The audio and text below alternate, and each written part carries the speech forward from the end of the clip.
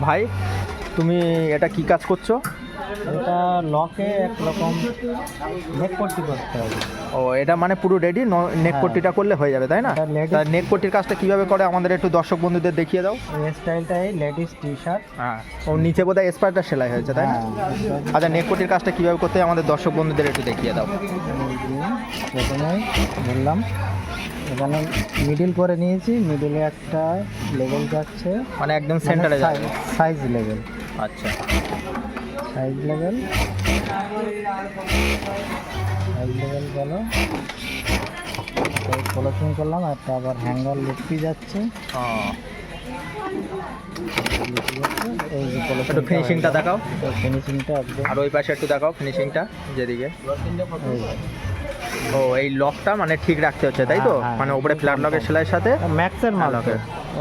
Confirm করতে না, এটা ইজি বাইয়ের মাল দেখতে পাচ্ছি তাই তো, ইজি বাইয়ের ব্র্যান্ড। Easy buyer brand. ঠিক আছে, থ্যাংক ইউ ভাই।